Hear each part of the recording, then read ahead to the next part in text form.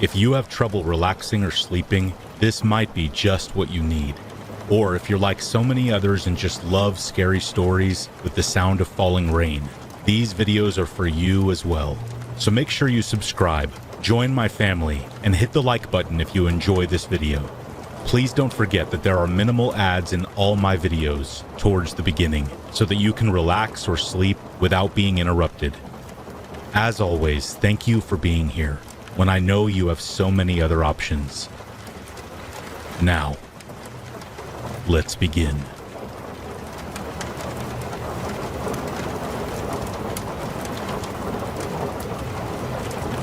My brother used to repeat this mantra to me when we were just children. My mother died of a horrible illness when we were young, and it did not take long after that for my father to become distant. Really, growing up, me and my brother only used to have each other. I remember being so young. After my mother left us, everything seemed so scary. During thunderstorms, on the nights where the wind and the rain would seem to take on an entirely different form, my imagination would, as young imaginations do, run away with itself. My father was no longer able to offer any kind of reassurance, so naturally, I would seek shelter in my big brother's room. "Don't worry," he would whisper as I sank into bed with him, pulling the covers close to my face in an effort to shield from the creeping darkness of the storm. "Just count to 10, Nancy." Since then, even now, I am on the cusp of 20. His words have still lingered on. I am unashamed to say that I have counted to 10 many times in the subsequent years since then, and every time I do, I still feel like that small, scared little child hiding from the rain. The night it happened was no different. My father did not last long. The years following my mother's passing were nothing more than a massive binge for him. He began to indulge heavily in alcohol, far too heavily. The day that his liver finally decided that it had enough was the same day that he called us into the hospital to see him. "Josh, Nancy," he spoke softly, "the house will be yours." That was the only fatherly thing my father ever did for us. A few days later, he was gone. Now, I'm 19. My brother and I have lived happily ever after since. After the house passed to us, we no longer had the worry of a roof or a shelter. We managed to sustain ourselves, our jobs paying for all the small amenities that our lives would inevitably require. One day my brother bought me a small pocket knife. It was a small blade, its handle nondescript, but the blade adequately sharp. "I cannot be with you all the time," he told me, handing me the small object. "And I need to know that you're safe, even when I'm not there with you." Although I was no longer that scared little girl, running from noises and flashes of lightning, it still felt comforting to know that my big brother was still my protector, that he was still my light in the darkness, my night. The evening it all happened was like any other. It was a Friday, and my brother would be away overnight for a party. I would have the house to myself, and I have to admit that after a hectic week at work, I was looking forward to nothing more than a glass of wine, quiet solitude, and of course, a nice hot bath. I had already poured the glass, and it sat waiting patiently for me on the sink next to the tub. I moved through the house, latching closed the front door on my way to grabbing a fresh towel.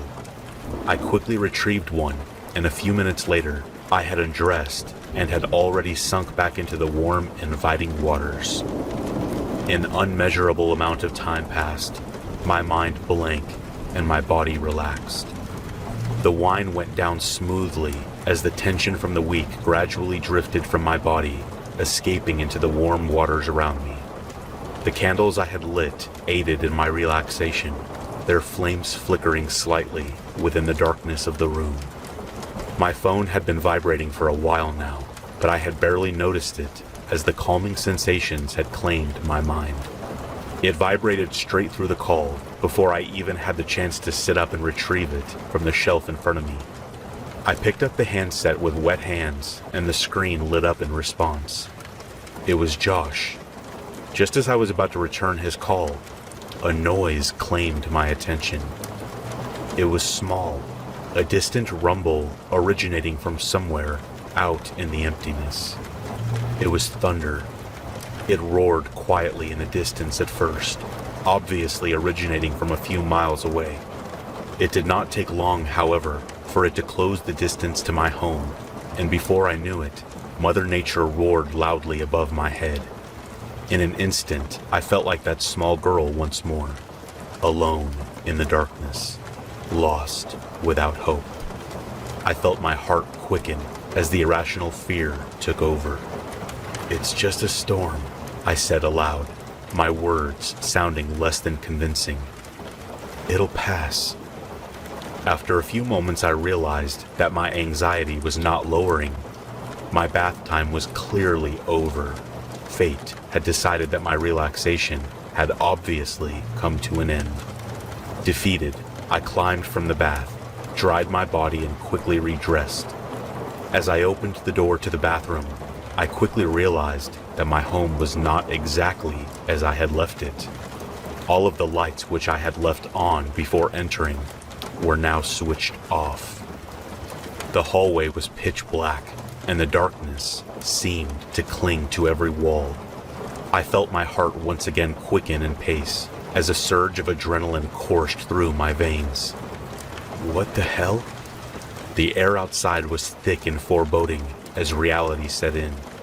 The house was now wrapped in a blanket of darkness, and I was alone, with nothing but the silence and my own labored breath for company. "It's just the fuses," I managed to think through the haze of fear. "Grab a candle and check downstairs."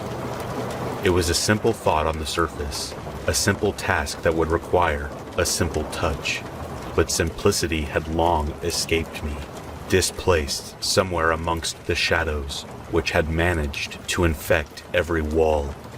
Somehow, I managed to will my legs to return me to the bathroom, where I retrieved a candle, bringing its delicate light back out with me into the cold blackness outside. The candle performed amicably. It partially lit my way as I moved towards the staircase. However, it proved a little too efficient, as it beautifully lit the mudded footprints on the top step. I instantly froze. For a second, I struggled to comprehend the image. Dumbfounded, I turned, following their path to their place of origin. They seemed to originate from my room, before leading into the hallway and finally down the steps before me. As I glanced down the incline of the stairway, down into the darkness which lay beneath, the horrid truth slowly dawned on me. Someone was in the house. My body began to tremble as the realization set in. Someone was here. They were downstairs, and I was completely alone with them, trapped in a locked house with no means of escape. The air felt thick and rancid as I struggled to maintain my composure. What do I do? My phone would have been the most logical step, but logic has a way of betraying you when you are presented with a situation so utterly terrifying. It would have been sensible to move back into the bathroom, to lock the door, and to call Josh for help, but sensibility is the first commodity to betray you during a storm. Without cause and without reason, my mind remembered the pocket knife. I knew where it was. It was not far. I had kept it close, just as my brother had asked of me. It was in the drawer on my bedside table, carefully stored there since the day that Josh had bought it for me. I could get to it. I was close.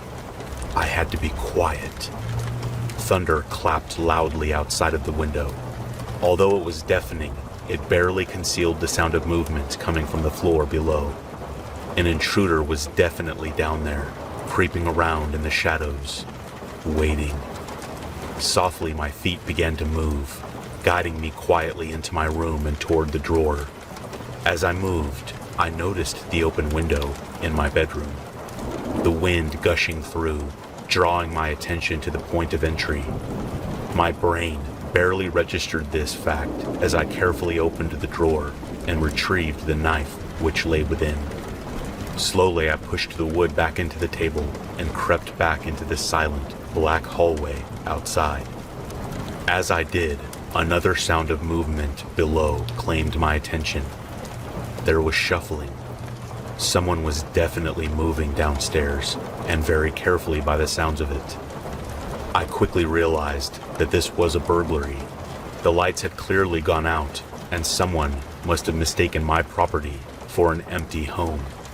The reasons for the intrusion, however, no longer mattered. I was in danger, and I had to act in order to protect myself. I carefully unfolded the blade on the knife as my bare feet made contact with the cold, wooden stairs. There are no words that can be used accurately to describe the pure terror which ensnared my mind. With each step, the fear grew. It coursed through the vessels woven throughout my body, boiling my blood and burning my soul. The knife shook in my hand as my mind drifted back to those nights so long ago when I would seek the comfort and protection of my bigger brother.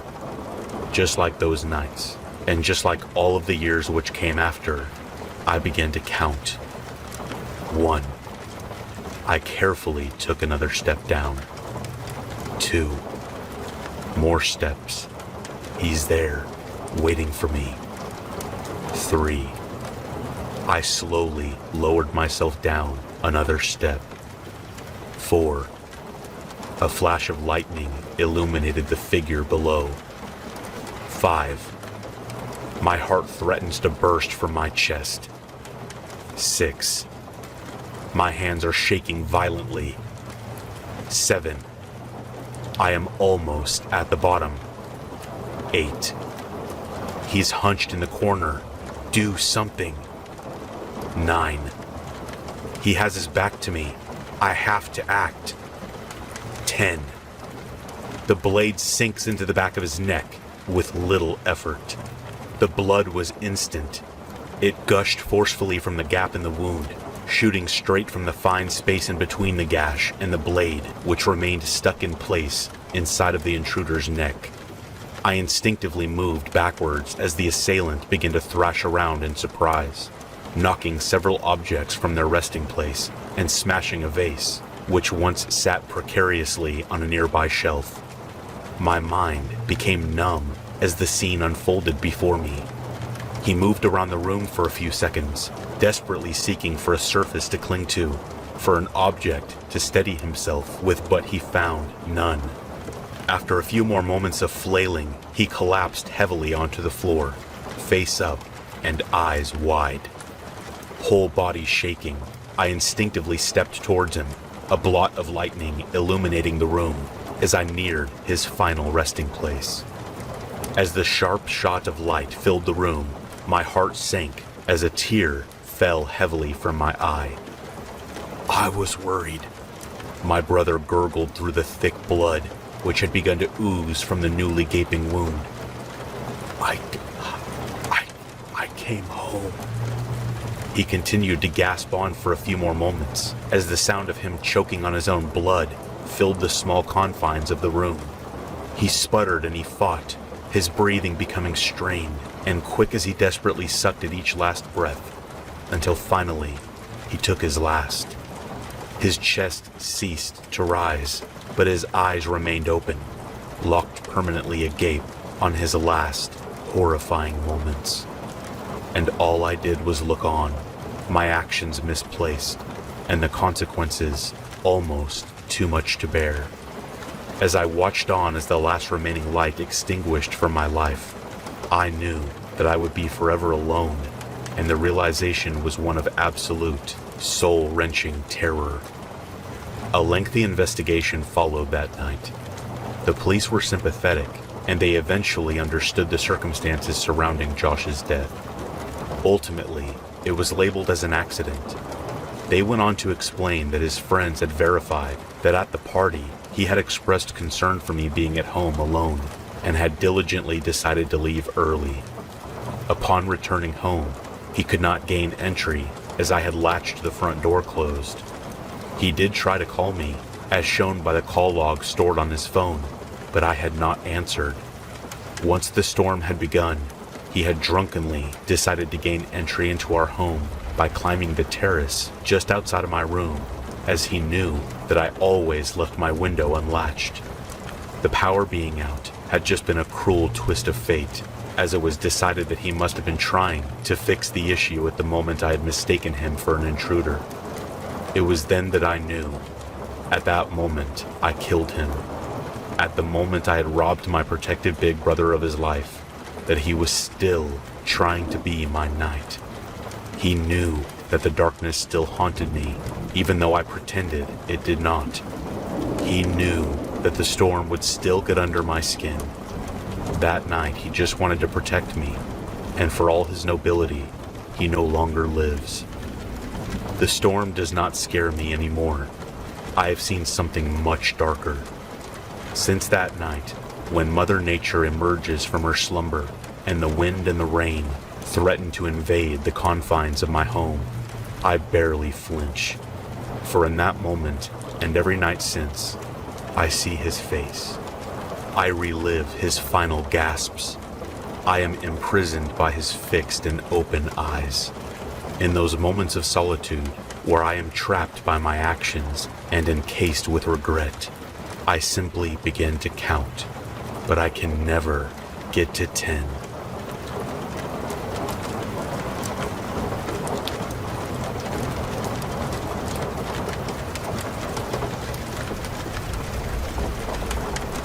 I used to live in a haunted house.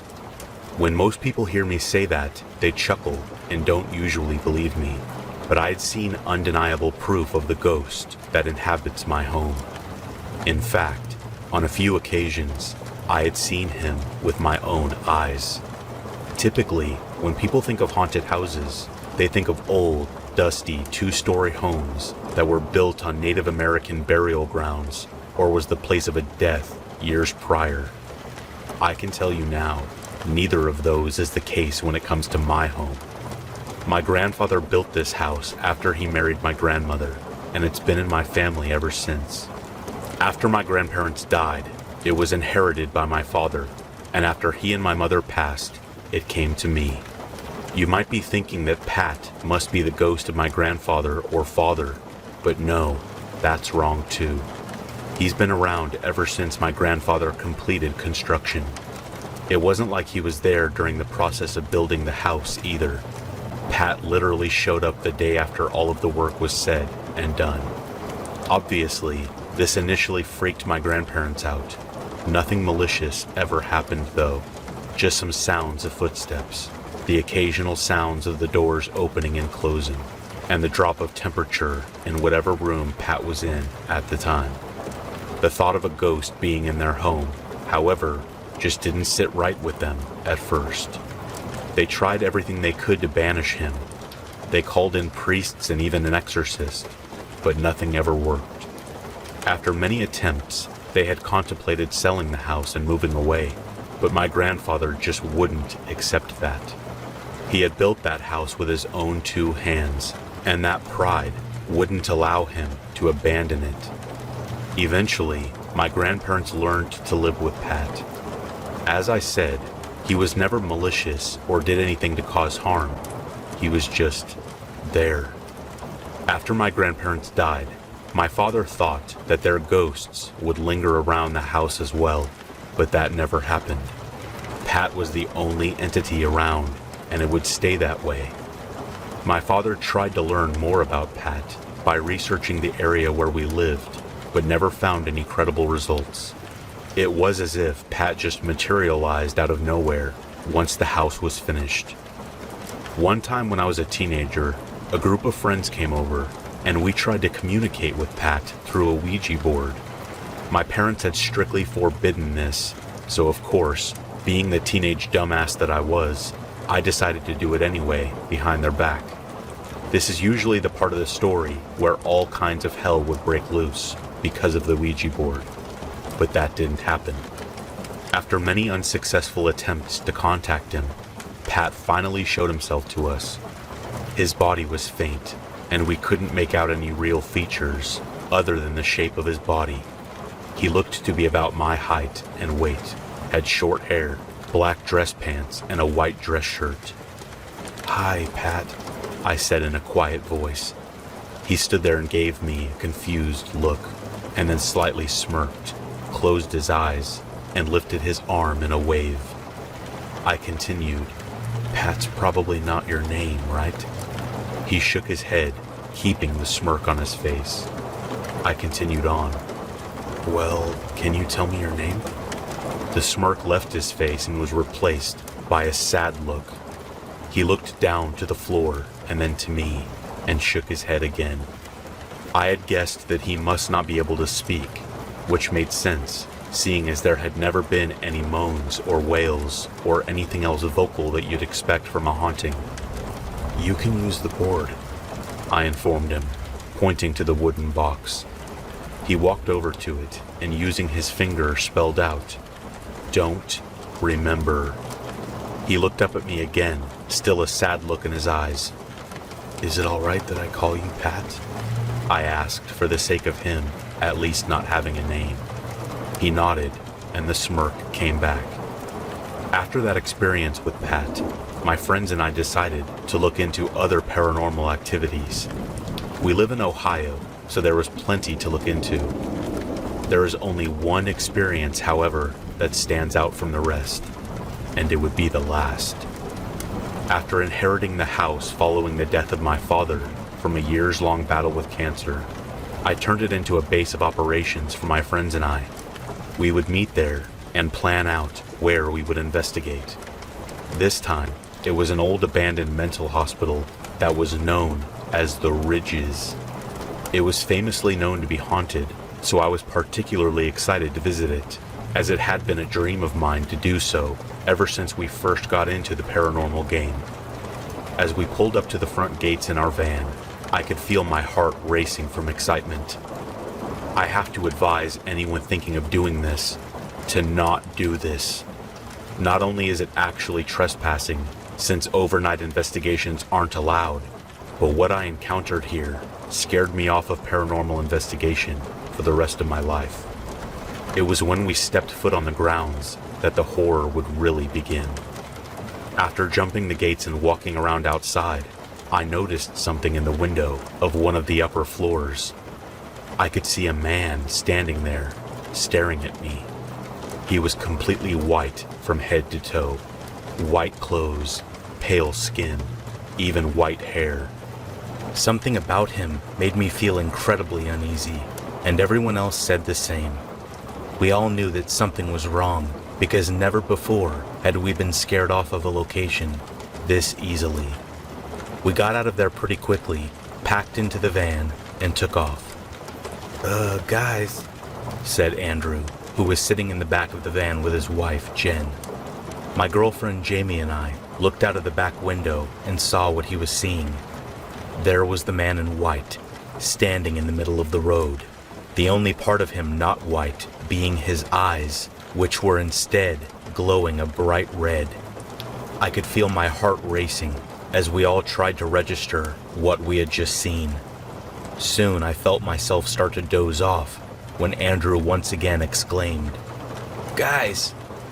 I sprung awake as Jamie and I turned around. "That thing is following us," he continued. As we looked out of the window again, Jamie squeezed my arm. The man in white was directly behind us, and it looked like he was just standing in place, but he was somehow keeping up with the car. At this point, we had all started to freak out, and I turned around to tell Bill, the driver, to speed it up. As I turned back around to look out of the window again, I noticed that the man in white was gone. "Where did he go?" asked Andrew. I don't know," I responded. "He just disappeared." We thought that maybe we outran it, or it just gave up, but then Jen started to act weird. Andrew had said she was feeling really sick, so she went to sleep on his shoulders. We didn't think anything of it, and just chalked it up to her being exhausted. When we got home, Andrew, Jen, and Bill said their goodbyes and left. We were concerned about Jen, because she still looked like absolute crap, and we hoped she was feeling better in the morning. Later that night, I began to feel sick myself. I felt like I was going to throw up and ran to the bathroom, but nothing came out. I walked over to the sink and noticed how pale I was looking. I decided to turn in for the night, and Jamie agreed to stay the night to keep an eye on me. I fell asleep and was soon awoken by loud noises. My initial thought was that Pat must be active again, so at first I ignored it. It just kept going, however, which sounded like someone rummaging through the drawers in the kitchen. Suddenly, there was the sound of crashing and screaming. I recognized the voice as being Jamie, so I sprung out of bed and into the kitchen where the source of the noise was. Standing there was the man in white, standing over the bloodied body of my girlfriend. There were what appeared to be knife wounds all over her body, and a horrified look of pain and fear was frozen on her face. I screamed in anguish at the sight of her corpse, and with tears of anger in my eyes, I ignored my initial fear and ran directly at the man in white, tackling him and knocking the knife out of his hand. He put up a fight as I landed blow after blow on him, and I overpowered him surprisingly easily. Throughout it all, not a single drop of blood stained his clothes. He remained entirely clean, and the only part of him that was red was his demonic-looking red eyes. I reached over and grabbed the knife, ready to plunge it into his chest, but suddenly I felt a hand grab my arm. I looked over, and it was Pat. He was completely solid now, and I could see more features. On his face was a graying goatee, and his short hair also had spots of gray. Honestly, he looked similar to my father, with some minor differences here and there. "Don't," he said to me as he took the knife from my hands. He placed the knife on a counter and walked over to the man in white, who was now standing. A look of anger was plastered on his pale face, and the red eyes looked even more terrifying. "No," said Pat, as he grabbed the man by the throat. "Not this time." A look of fear replaced the anger on the pale man's face as Pat turned his head to face me. He gave me that signature smirk and nodded his head. I was completely confused as to what was happening, but I nodded in response. Pat then turned his attention to the man in white, still gripping his throat with both hands, and closed his eyes. Suddenly, a bright light came from Pat and engulfed them both. I could hear the sounds of a demonic wail as the light swallowed them and disappeared. Along with the light, Pat and the man in white were gone.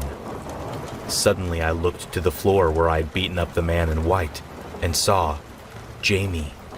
She was crying and shivering in fear, her face bruised and bloody. "Jamie!" I exclaimed as I tried to approach her, but she screamed and backed away from me. I looked at my hands, still covered in the blood that was not my own, and looked over at Jamie. It was at that moment that I had realized what I had done. It wasn't the man in white that I was attacking. It was Jamie. She sat on the floor, her arms around her knees, and sobbed. I fell to my knees and sobbed into my hands. "I'm sorry," I choked out. "I'm so sorry." This was 10 years ago. I have never experienced anything paranormal ever since, as I had given up the desire to seek it out. Even Pat is gone. I never saw him again after he and the man in white were engulfed by the bright light. All of my friends and my now ex-girlfriend are no longer part of my life. The reason the man in white took so long to attack me and Jamie was that he first attached himself to Jen. They weren't so lucky, and Jen ended up throwing Andrew out of their bedroom window and jumped herself after realizing what she had done. Bill was next, and he ended up getting hit by a car after running into the middle of traffic. After that was when the man in white possessed me. The only reason Jamie and I are alive was because of Pat. He stopped me from killing her, and he saved my life in the process. Jamie understood the situation, but couldn't stand being around me regardless. Seeing me kept reminding her of our friends, and she never forgot the experience of me nearly beating her to death. She left me shortly after she was released from the hospital. She claimed that she was attacked by a random assailant, so I never faced any repercussions for what I had done, even though a part of me still feels that I should. Even if I was manipulated by some evil entity, it was my hands that hurt her. I never forgave myself. I miss Jamie. I miss all of my friends. Most of all, though, I miss Pat. He was there my entire life. I don't know what exactly happened between him and the man in white, but he's gone now, and I blame myself. I brought that thing into my home because I was nosing around where I didn't belong. Pat saved me and Jamie and sacrificed himself to do it, and none of it had to even happen. I don't know where Pat came from, and I don't know where he went. I don't know if he was a ghost, an angel, or something else, but I am thankful that he was a part of my family for so many years. I hope that wherever he is at peace.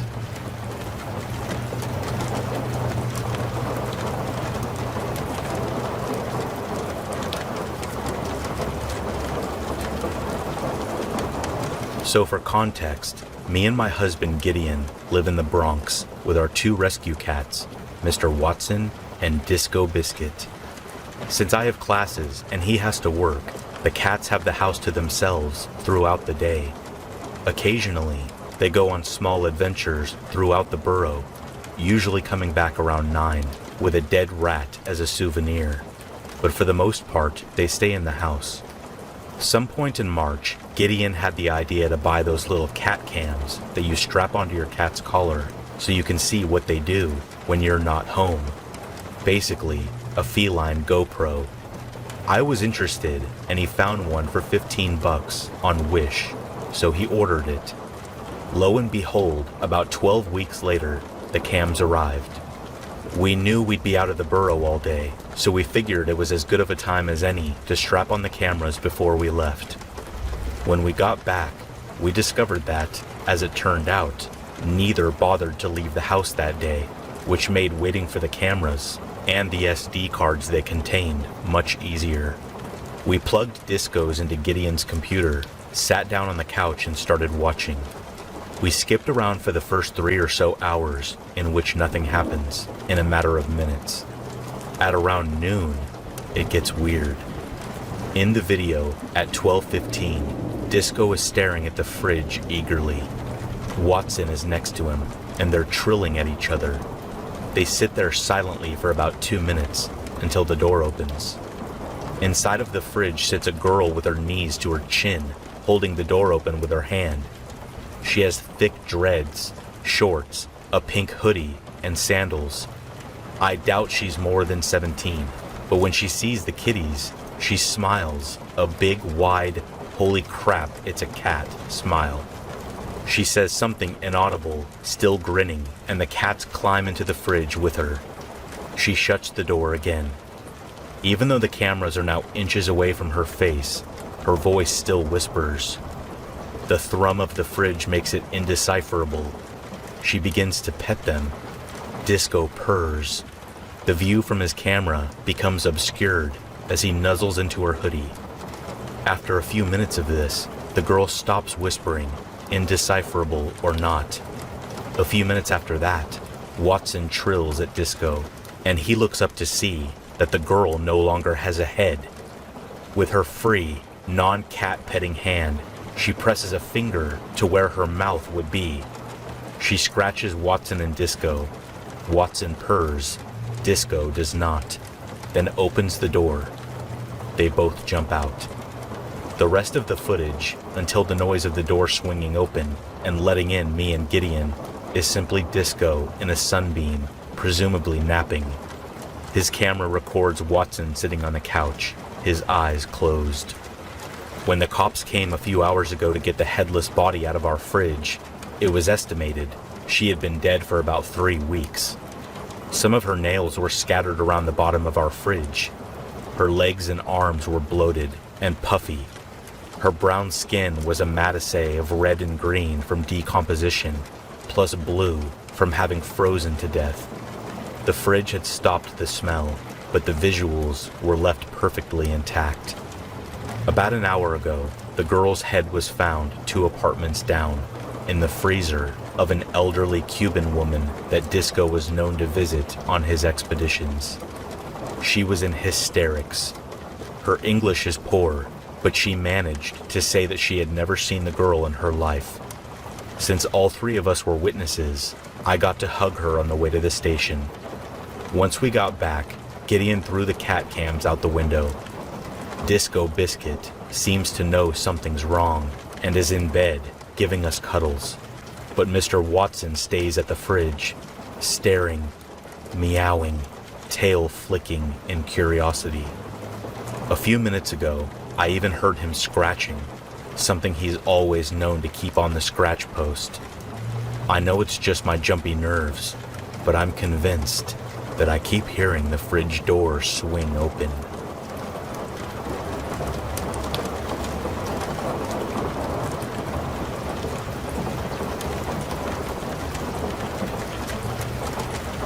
I stood still for a moment, awestruck. The pictures didn't do it justice. It was a large but quaint home, located on a secluded island near Cape Cod. A small piece of land void of life. Only the cottage and a lighthouse visible across the water, verified as an Airbnb plus rental. 1 week's rent came to a little over $3,000. The price was steep, but completely worth it. This would be the best place to clear my head and finish writing my novel. I happily trotted across the stone walkway to the front door and grabbed the knob, ready to map out the rest of my book. It would be my second release. My publisher had been breathing down my neck for months, constantly asking for updates. Now, I had the perfect environment to complete it. Upon opening the door, I was caught off guard. "Hello!" I nearly jumped out of my skin. There was a man inside, late 50s, average build, gray mustache. It took me a moment to match the face to the one on his Superhost profile. It was Garrett, the owner of the property. "Oh, sorry, Garrett, you startled me. I didn't expect anyone to be here." He smiled. "I greet all my guests. You people are my livelihood, after all. Please come in. I have some important matters to discuss." I joined him in the living room. We sat in armchairs on opposite sides of a long coffee table. Garrett simply continued to smile. "So, what did you want to discuss?" I asked. He pulled a folded sheet of paper out from his jacket and slid it across the coffee table. It stopped in front of me. I picked it up for a closer look. The edges were worn, and it felt almost canvas-like between my fingers. I began unfolding, but Garrett stopped me. "Don't. You'll have plenty of time for that later. Just listen." I looked up at him, confused, but compliant. "This house has been in my family for generations. Staying here can be a rewarding experience, but it can also be a dreadful one, if you're not careful." "Come on, Garrett, don't tell me the place is haunted." I was the only one smiling now. Garrett looked at me, thoroughly unamused. My smile vanished, and I gestured for him to continue. "On that sheet of paper are some rules. You must follow every last one of them. There are no exceptions. So long as you do this, your vacation will be a pleasant one." With that, Garrett stood up from the chair and walked to the front door. He turned to me on his way out and offered a final sentiment before leaving. "Follow the rules, Jack. If you don't, you're in for a bumpy ride." When he left, I unfolded the list, expecting to see a reiteration of his stay requirements. No pets, no modifications, clean up after yourself, that sort of thing. This was not the case. On the paper was a set of rules that only served to bookend our strange encounter with further confusion. Number 1, no lights on past 11:25 p.m. Number 2, do not answer your phone. Callers cannot be trusted. Number 3, only 2 people are permitted inside, Hank Penston and Jessica Covenwood. Ask for last names. Number 4, Do not exit the house after midnight until sunrise. Number 5. If your room changes location, close the door and try again. Only leave when connection has been re-established. Number 6. The voices are harmless. Do not converse with them. Number 7. Never lock your doors. Number 8. If you have any trouble, call Jessica Covenwood at this number. This is the only phone call you can trust. This lifeline may only be used once during your rental period. At the bottom of the page was a final note. I will come to collect you, but only when the rental period is over, not a moment sooner. There is no leaving until then. As I sat there mulling over the list, it all became clear. Garrett was a lunatic. Either that, or this was a poor attempt at humor. Either way, I brushed off our meeting and the list of rules altogether, placing the paper on the coffee table where it stayed for the rest of the night. A majority of the first night was peaceful. Of my novel's final 6 chapters that needed completing, I was able to stay up late and finish 2 of them. First drafts, at least. There was still a lot left to do. My final days on the island would have to be spent proofreading the entire manuscript and filling cracks in the narrative before sending it to my editor. Still, 2 chapters was not a bad night's work, all things considered. After patting myself on the back for a job well done, I looked at my phone. It was 12:18 a.m. My lips spread into a slight smile as I looked at the desk light, wavering in and out of life. It's past 11:25, Garrett. Was this why I needed to turn off the lights, so they wouldn't flicker? I chuckled to myself as another rule came to mind. Number 4, if I remembered correctly. Do not exit the house after midnight. I continued to laugh to myself as I ventured downstairs, opened the front door, and stepped out into the night. The view was brilliant. A blanket of stars covering the cape, only broken up by the gorgeous lighthouse jutting upward, practically cutting a hole in the night sky. It was a breathtaking sight, well worth a partial advance for my book. What's the reasoning behind this rule, Garrett? You didn't want me to enjoy the view? I turned and stepped back into the house. I then locked the door. Oops, that's another rule broken. Hope the house doesn't chastise me. With that, I traveled upstairs to the bedroom and fell into a blissful sleep the moment my body met the sheets. My slumber would not last. 3:27 a.m. I awoke to a thunderous banging at the front door. In a groggy slur of motion, my legs just barely managed to pull the rest of my body out of bed. Practically sleepwalking, I eventually made my way downstairs and opened the door. Outside, there were no longer any stars. Their light was replaced with a thick fog rolling over the ocean. The water and air were still, frozen in place. There was no one there but me. I closed the door and went back to bed, certain that the sounds I heard were remnants of a dream overlapping with waking life. My body fell onto the bed, and sleep took hold once more. 4:42 a.m.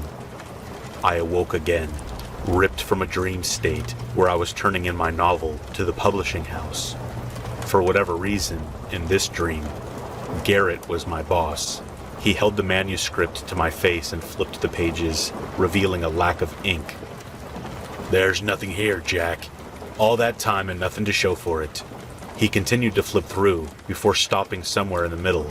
Unlike the other pages, this one had text. The words were familiar, but they weren't written by me. Garrett's rules painted the page, the pitch black ink slowly dripping from the paper. His form soon followed, melting onto the floor below. You should have followed the rules, Jack. That's when I sprung to life, my heart pounding as I sat up in bed. The sound of pages turning rang in my ears, but it hadn't leaked over from my nightmare. Over on the desk was my manuscript, its paper wildly flapping about. My heart nearly sank before I noticed a chill in the room. I had left the window open. It was just the wind. Relieved, I shut the window and went back to sleep. 5:19 a.m. No sound woke me this time. Instead, it was nature calling, beckoning me to take a late-night trip to the bathroom. Unfortunately for me, this would not be an easy task. Upon opening the bedroom door, I was greeted by a deeply unsettling sight. It was a hallway. Not the hall that should have been there, mind you. An entirely different hallway. Noticeably different. It was narrow, almost too thin for a person to walk through, and it was long, very long, seemingly longer than the building itself. Lining the sides was a plethora of doors, more doors than I knew the house to have. It was, by all means, unexplainable. I rubbed my eyes to test their acuity. The hallway was still there. I wondered for a moment if I was dreaming, but quickly discarded the notion, certain that I could tell the difference between what was real and what wasn't. But if not a dream, then what? With an air of hesitance about me, my feet pattered into the narrow void. I tried each door along the way, but they were all locked. Halfway in, a harrowing sound cut through the air. I turned my head to see that the bedroom door had shut itself. Running back and turning the knob was futile. It wouldn't budge. Without a whole lot of options, I continued down the hall. At the end was a final door, different than the rest. Affixed to it was a plaque with a designation, like one you might see in a hotel.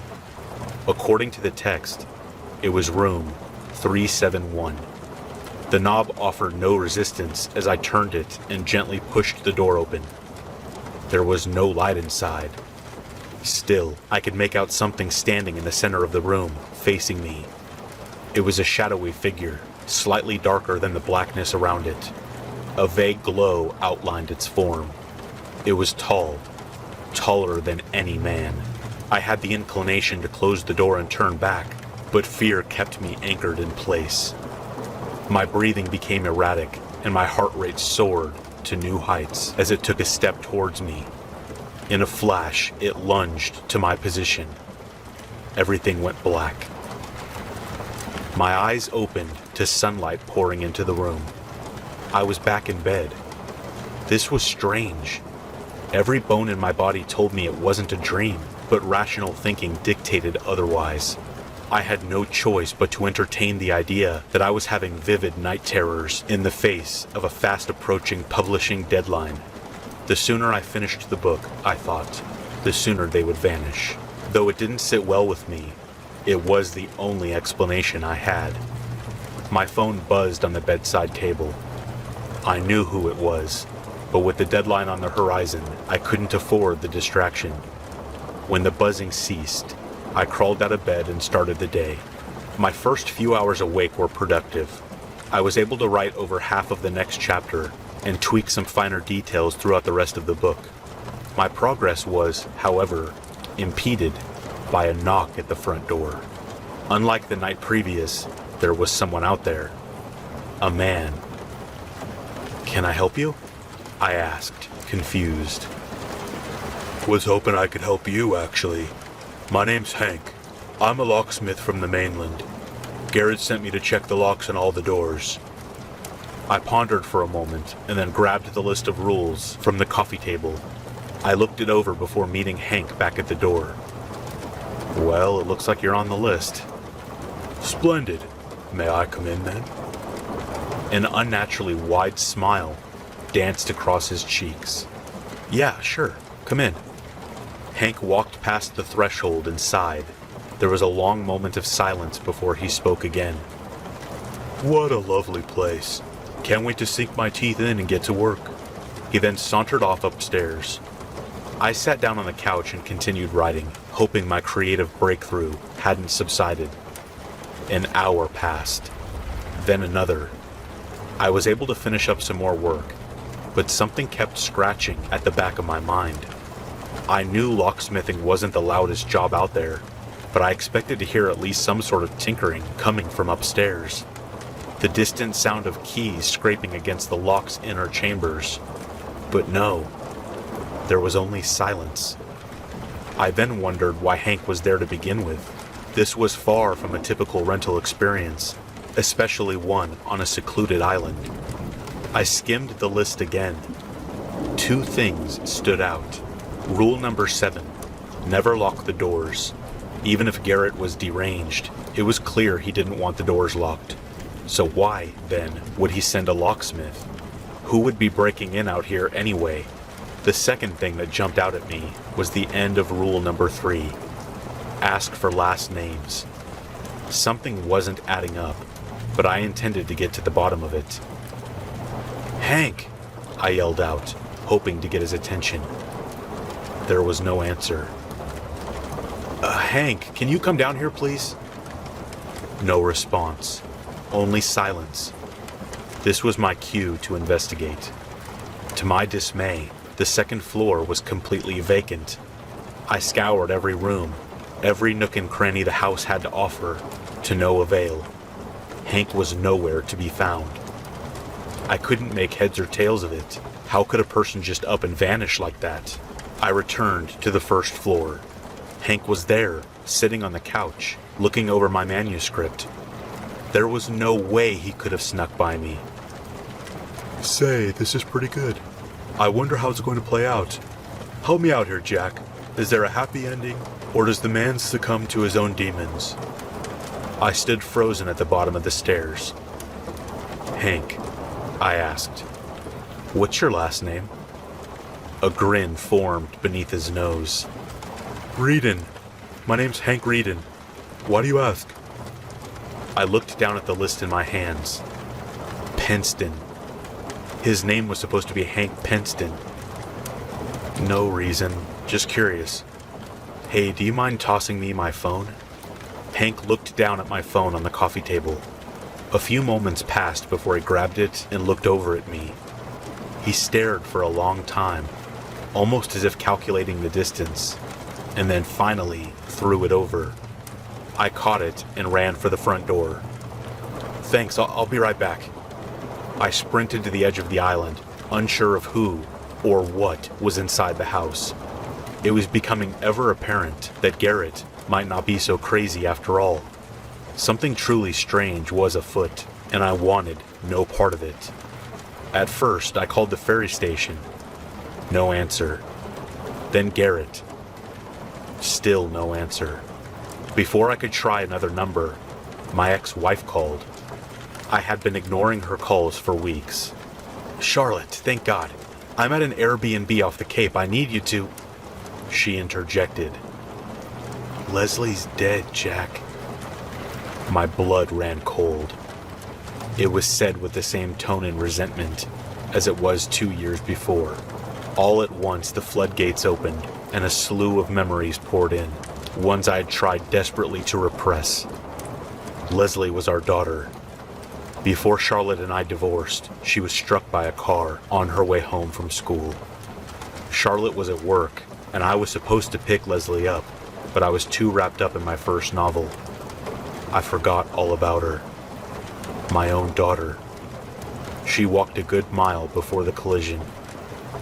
I never forgave myself. Neither did Charlotte. "Charlotte, why are you saying this?" Tears rolled down my face. "She's dead, Jack. It's your fault. My baby is dead. All because of you." Her voice became louder and less distant until I could barely recognize the cadence, an inhuman growl. "You're to blame, Jack. You belong where you are. I hope you rot in that house." I looked down at the list, now stained with a steady stream of droplets dripping from my cheeks, and that's when I remembered rule number 2. Do not answer your phone. Callers cannot be trusted. As much as it pained me, I hung up on her. It wasn't real, but it sure as hell felt like it was. I wiped away my tears and looked at the last rule. Braving the fierce currents of the ocean likely wouldn't end well. The shore nearly 16 miles away, so Jessica was my only hope. The only phone call you can trust, according to Garrett. I dialed the number and waited. After 2 tones, my ear was met with a female voice. "You broke a rule, didn't you?" "A few, actually, give or take." She let out a sigh. "Did you let anyone in?" "Yes, Hank." "Hank Penston?" No, Hank Reedon. There was another disappointed sigh. Okay, listen carefully. I want you to go back to the house, but act natural. No sudden moves or conspicuous behavior. Any slight change in your attitude could set him off. Walk slow and be cautious. Okay. I did as instructed. On my way around the house, I looked through the window.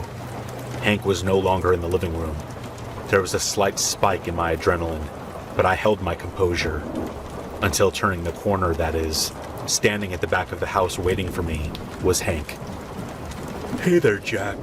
What are you up to? Jessica chimed in. Stay calm and repeat what I say, verbatim. Hank, I have Garrett on the phone. He wants to know if you can check the lock on the front door. He says it's been sticking lately. In the most casual voice I could muster, I repeated what Jessica said. Hank bore a stoic expression for a few moments and then spoke. That darn thing. I'll see what I can do. He walked past me and went off to the front of the house. I was officially rattled. Jessica's voice broke the tension. About a dozen yards from the house is an electrical box. Do you see it? I surveyed the area and noticed the box. It was embedded in a tree stump, of all places. One that stuck out of the ground at an awkward angle. Yes, I see it. Good. Open the hatch. There is a lever there. I want you to pull it down and then wait exactly 10 seconds. After which, you will place it back in its original position and close the hatch. I was confused. How is this going to help exactly? There was a third sigh of frustration. That is the master switch. When you pull the lever, it will deactivate all energy on the island. When you reset the lever, the house will reconstitute. This will wipe the slate clean. I didn't understand how it all worked, but I had heard enough to warrant an obvious follow-up question. Couldn't I just leave it off? There was no sigh this time, just anger. No! The island is far worse when the energies are at bay. 10 seconds is all you're allowed. At this point, I saw Hank walking alongside the house. I fixed that lock for you, Jack. Jessica must have heard, because her voice adopted a tone of urgency. Pull the lever, now! I did as she said and began counting. Hank continued to walk toward me, his form phasing in and out like a bad television signal. Jack, what are you doing? Need a hand? His pace grew faster until his walk became a run. My heart was pounding.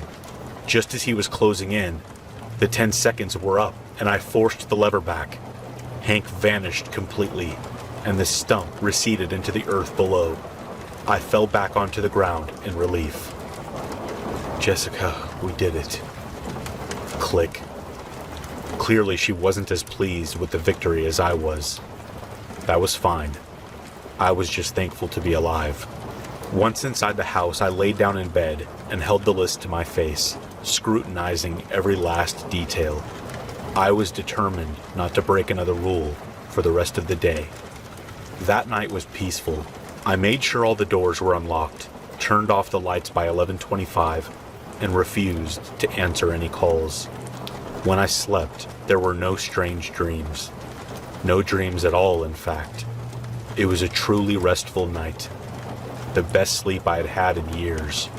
Despite my predicament, I awoke hopeful. Hopeful that I could weather the storm and survive the week. I was even able to write some more of my book.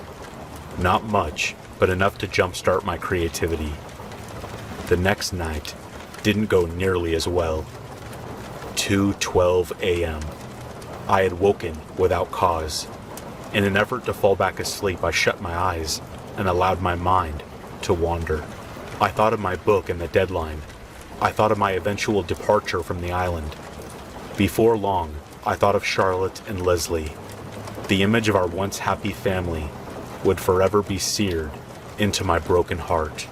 I felt my eyes begin to water, but something interrupted the sadness. A sound. Footsteps. My eyes opened and I sprang to life, sitting upright in bed. The footsteps stopped just outside the room. With a great deal of apprehension, I got out of bed, took a deep breath, and tiptoed to the door. When I turned to the knob and opened it, I found myself at the entrance of the house. With rule number 5 in mind, I shut the door and opened it again. I was now at the living room. Next was the bathroom. Then a hallway. A familiar hallway. Off in the distance, I heard the click of room 371's door. The tall shadow stepped out. The hall began to shrink.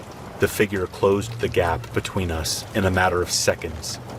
Luckily, my will to live outweighed the fear that held me in place. I managed to shut the door just in time to prevent my demise. When I opened it again, the room was back where it was supposed to be. 3:47 a.m. Just as I was finally drifting back to sleep, the voices started. "Hey Jack, enjoying your stay?" Though frightened, rule number 6 came to mind, and I followed it. The voices were harmless, and I was not to converse with them. "What's wrong, Jack? Hung up on Garrett's rules? That's no fun." I closed my eyes as the voice grew louder and hid beneath the covers. "Don't hide, Jack. We won't hurt you. Honest." The footsteps were back, walking outside the room. They stopped at the door. "He's here now, Jack. I can tell you how to make him go away, but you have to talk to me." The door creaked open, and the footsteps recommenced, walking over to the side of the bed. "He's leaning over you now. I can make him leave. Just say the word." I couldn't give in to the ploy. I had to obey the rules. But then, there was a tug on the sheets. My heart nearly stopped. "Wake up, Jack!" I jolted to a sitting position. The room was empty and the door shut. It was a dream. But that didn't explain the hand-shaped impression on the edge of the bed. No matter the culprit, I would endure the torment. It was only a week. "You can get through this, Jack." Leslie's face flashed in my mind and forced an unexpected tear out. "You've been through so much worse." The next few nights came and went without issue. There were some dicey moments, but I learned to handle the odd voice here and there, and the room moving every now and again.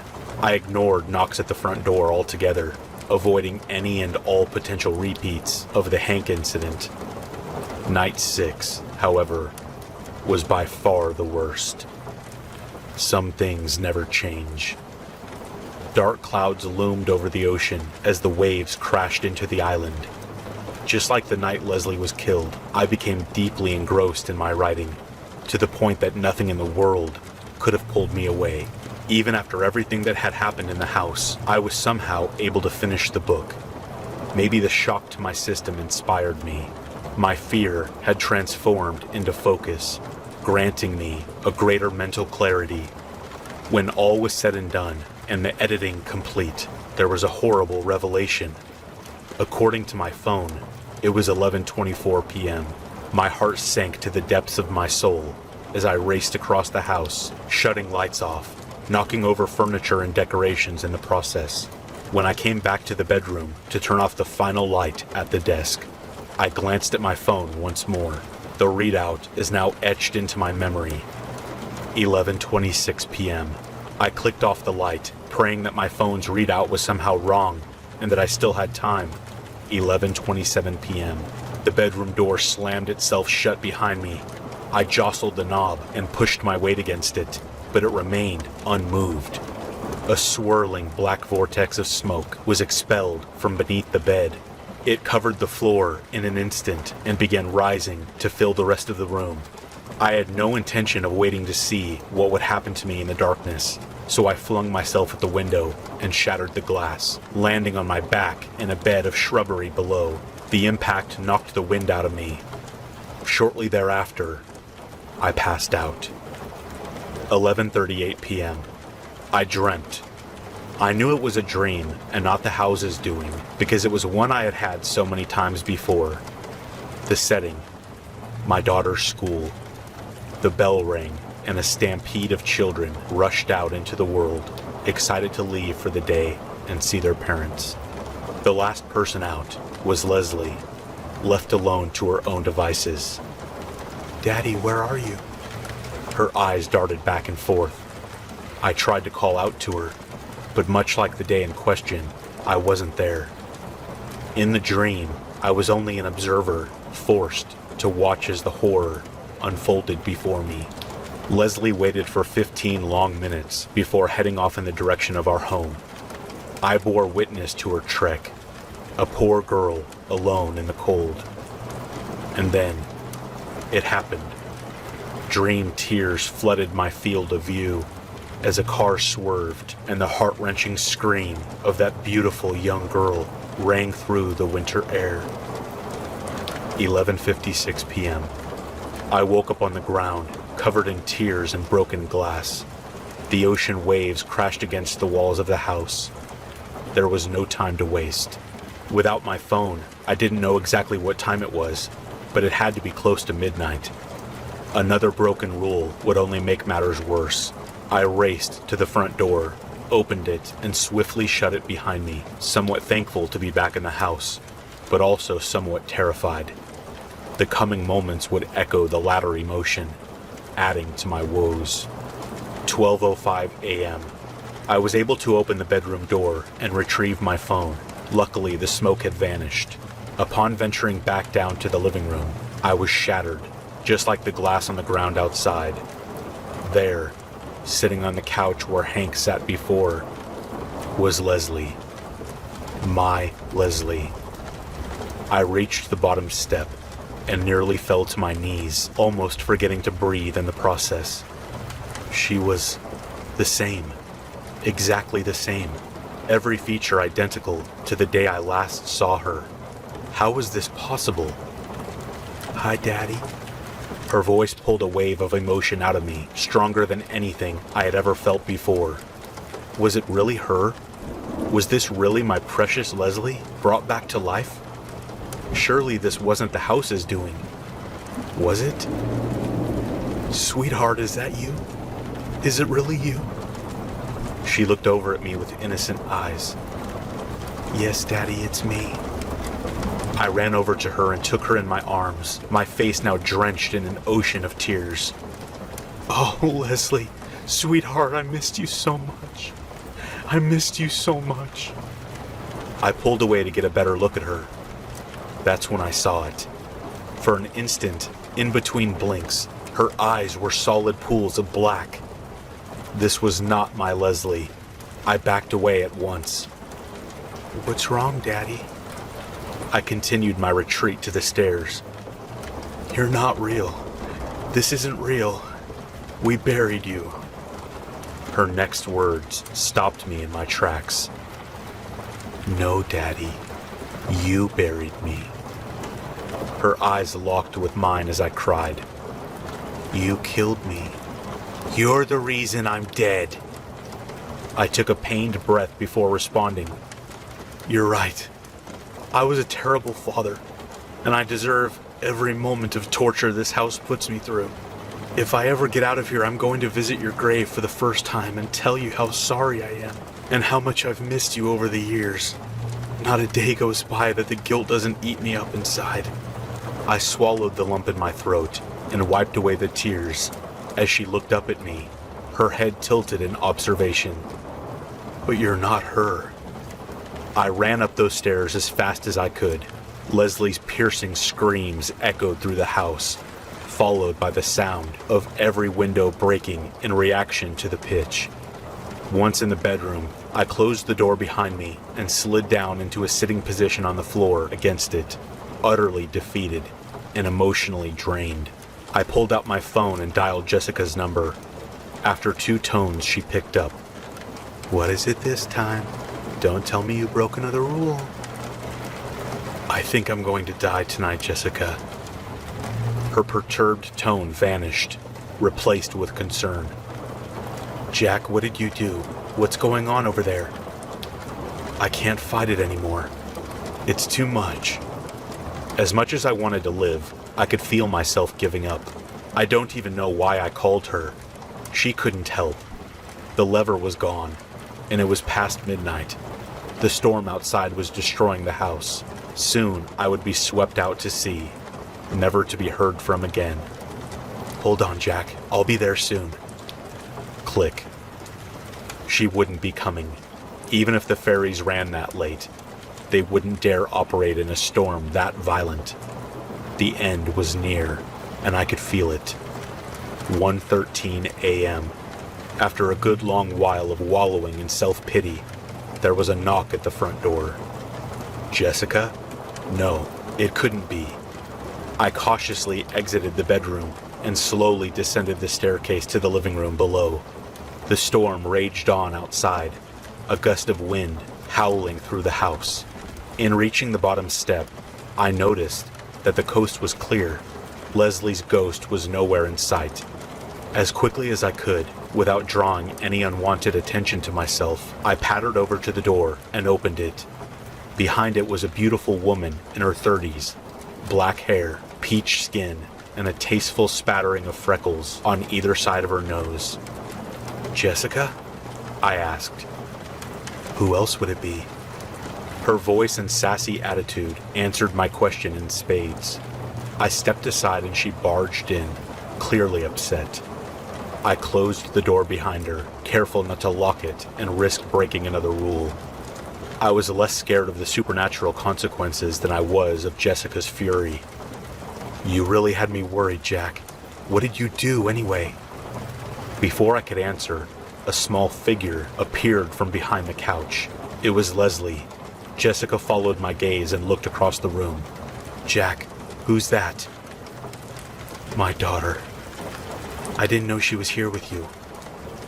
"You don't understand. My daughter has been dead for 2 years." Jessica backed up to the door where I was still standing. "Oh, I see." Just as before, Leslie let out an awful shriek that rang through the house. It was louder than before, much louder. Jessica turned to me, our hands cupping our ears. "Jack, we need to get out of here. Follow me." We raced past Leslie and up the stairs to the bedroom. "Okay, Jack, let's get going." She shut the door and opened it.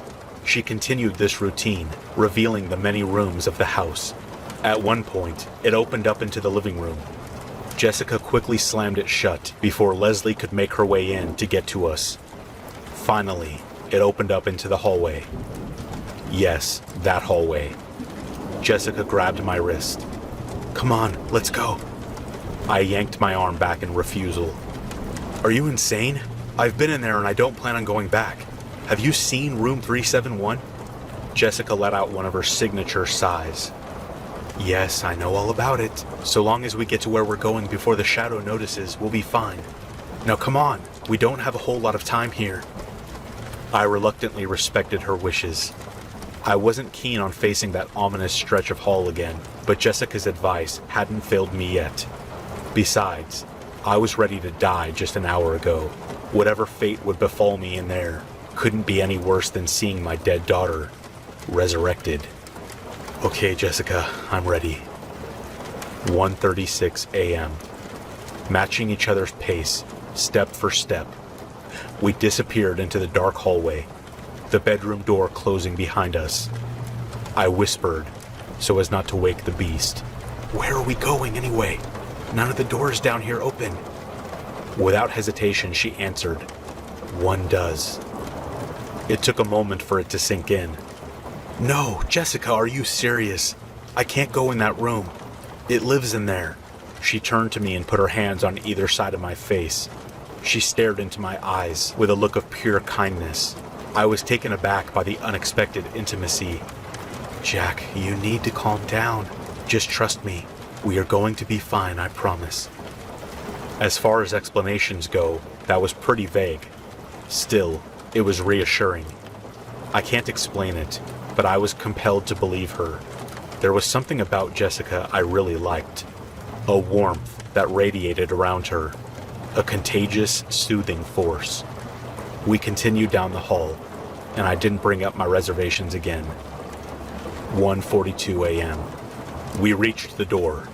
This was it, the moment of truth. I was about to open it when Jessica pulled my hand back. "In order for this to work, you need to knock 3 times. No more and no less." I nodded in agreement. I raised my hand to the wood and knocked precisely 3 times. A deep anxiety racked my nerves as the anticipation grew. After a few moments, the door was pulled open, revealing the shadowy figure within. It stepped away and motioned for us to enter. I looked over to Jessica for approval. She nodded and followed me in. The entity softly closed the door behind us. It then walked over to where we stood and changed. Its dark form turned to light, illuminating the rest of the room. It was the bedroom, only it wasn't exactly the same. Something was amiss. I couldn't quite put my finger on it. It just felt different. The bright figure then shrunk down to a glowing orb and drifted away, phasing through one of the walls, leaving us by ourselves. Moonlight shone through the window. The glass wasn't broken anymore. There was no storm outside. Everything was pristine. Jessica, what just happened? This is the house's safe space, a fail-safe for when too many rules are broken. She could tell I wasn't following. It's a copy of the bedroom from just before things went south. A moment suspended in time that we can stay in for a while. At dawn, everything will revert to normal. Why didn't you tell me about it before? Honestly, it's a risky move. The shadow is a fickle being. When you enter room 371, there's only a 50% chance he'll accept your entrance. Otherwise, you're doomed. I couldn't believe it. You're telling me that we could have died? You risked our lives on a 50% chance? She came over and placed her hands on my face again. Jack, we're safe. There's no need to be angry. Relax. We would have died anyway at the hands of the house. This was our only option. She was right. Honestly, I was happy she was there. Without her, I would have been a goner. 3:17 a.m. Jessica spent some time going over my manuscript. I filled in some of the blanks so she could skip the more fatty sections and finish before bed. Jack, this is beautiful. I wasn't so sure. Maybe I put too much of myself in it. Maybe the blood I poured onto the pages covered up the meaning. Who in their right mind would want to swim through my despair to reach a story even I wasn't sure I believed in? It's about you, isn't it, Jack? This is your life from the moment your daughter died to now. I felt myself unraveling. I'm tired, Jessica. I think I'm going to call it a night. I offered her a half smile, waltzed over to the bed, and laid down. To my surprise, she laid down with me and placed her hand on my chest. It's okay, Jack. I've never lost a child, so I can't imagine the kind of things you're dealing with. I do know that things will never be the same. That doesn't mean you have to give up. What would your daughter have wanted? There was no fighting my tears any longer. You don't understand, Jessica. I'm responsible. She was waiting for me when it happened. I was her father and I wasn't there for her when she needed me. Jessica didn't respond. I sobbed until there was nothing left in me. When the moment passed, I asked her a question. Why do these things happen here? Honestly, I don't really know. We turned to each other. Her warmth reared its head again, inviting me to come to it. Our lips met, and with it, an intense feeling was born, like nothing I had ever felt. A somber, quiet energy filled the air and coated the room. In a turn of events I will never fully fathom, Jessica and I made love. 5:32 a.m. Jessica fell asleep in my arms. I stayed awake, content for the first time in years. Then, a familiar disembodied voice burrowed into my ear and poisoned my mind. What you're feeling isn't real. By this point, I was all too familiar with the voices and their antics. I ignored its statement.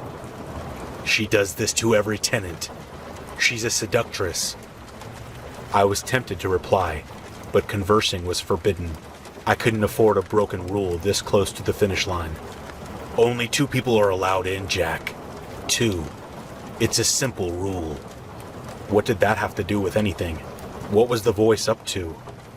Jessica was one of the two. Despite my unrest, I continued to bite my tongue. Always ask for last names. There was a moment of pause before the realization washed over me. I gasped. A rule had indeed been broken. I jumped and backed into the corner of the room. Jessica was standing next to the bed. I hadn't even seen her get up. "Jack, are you okay?" My breathing became labored. It was hard to construct my query in a normal fashion. "Jessica, are you really you? What is your last name?" The light left her face. Her now empty eyes cut right through me. I slid to the floor.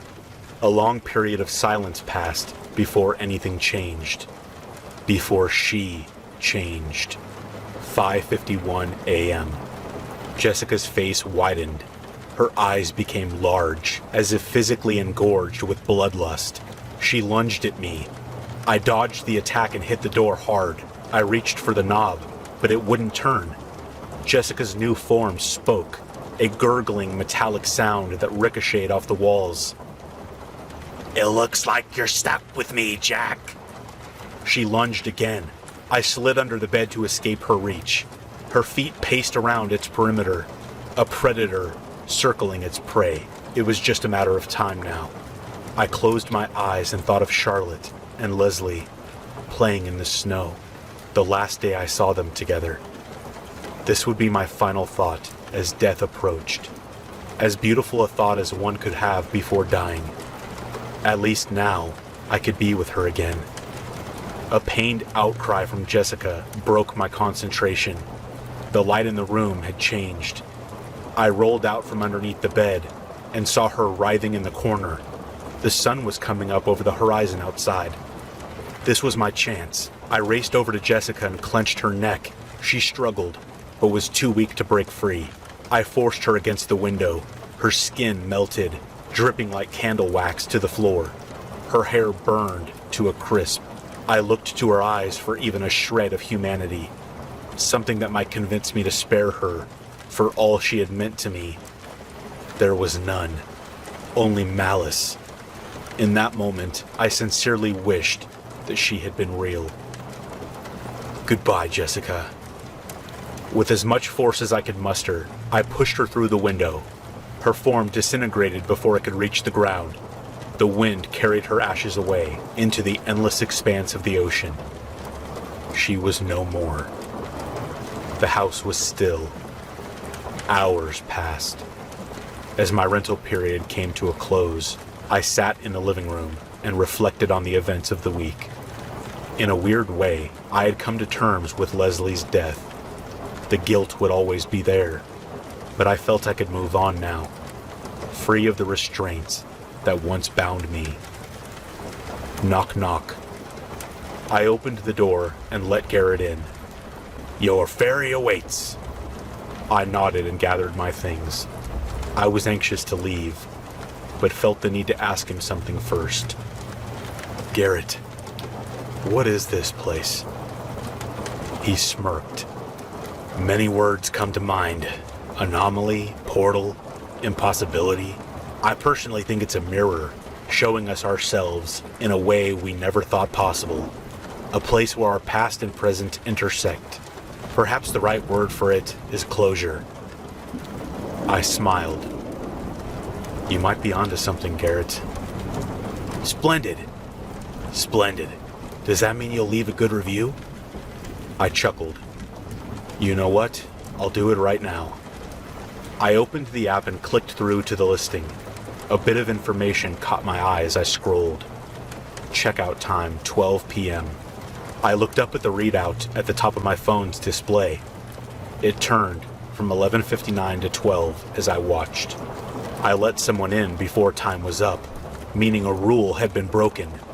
The note at the end of the list came to mind as the dread set in. "I will come to collect you, but only when the rental period is over. Not a moment sooner." That wasn't Garrett. I looked up to see him standing directly in front of me. "Something wrong, Jack?" I dropped my things and ran out to the dock as fast as I could. The ferry had just arrived, the real Garrett aboard, motioning for me to hurry. After boarding, I turned back and looked at the house one last time.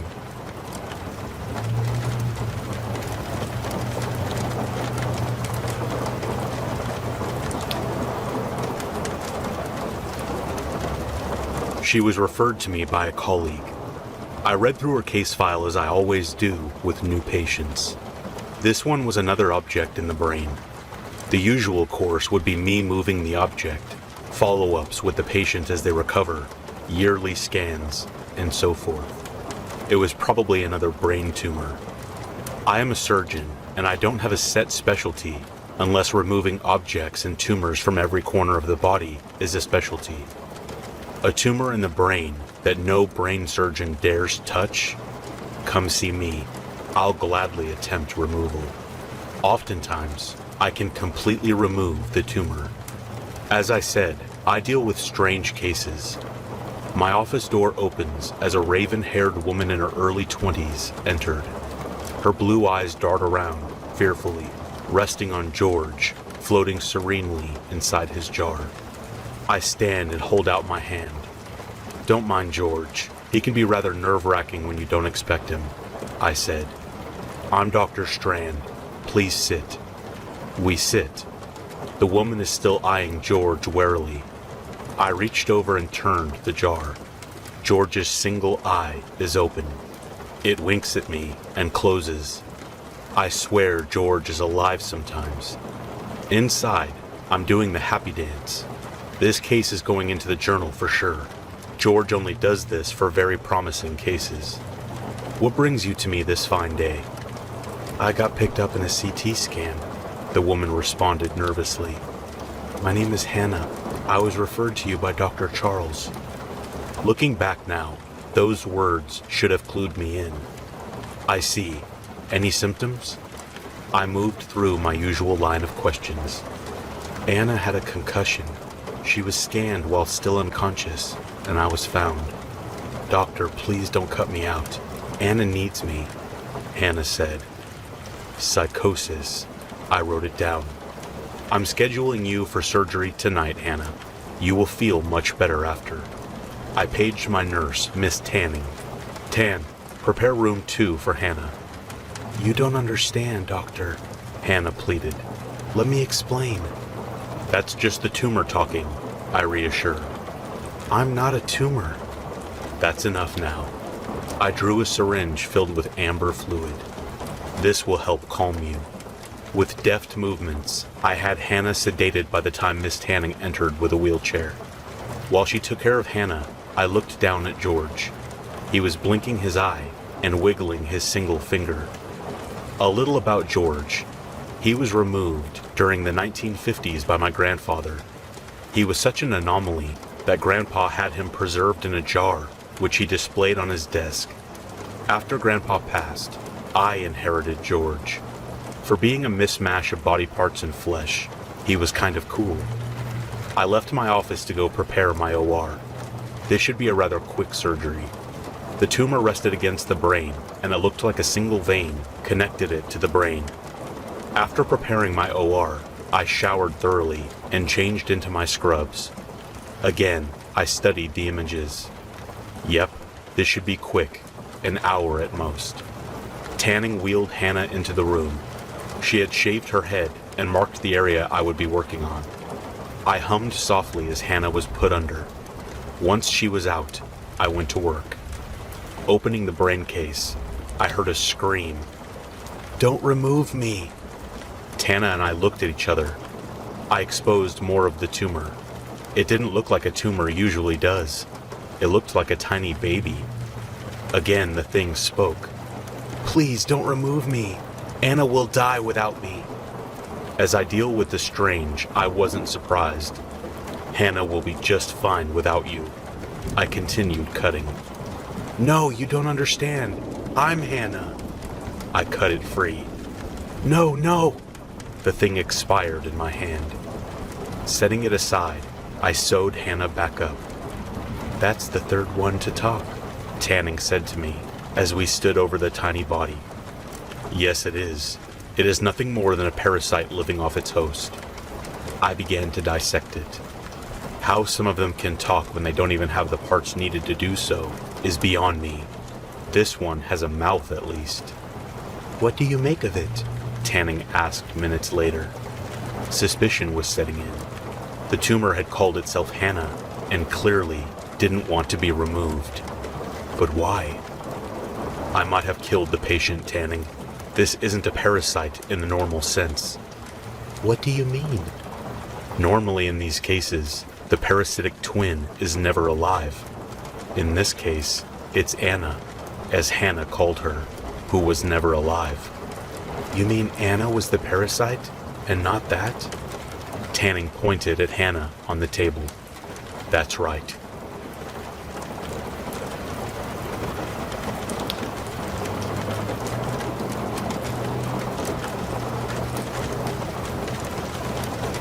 I was 13 when I learned it was possible to fear something to the very depths of your being, to the point where your bones are weary from the weight of fighting it, and every exhalation only grants temporary respite from your unspoken terror before it swells in strength to consume you wholly upon inhaling.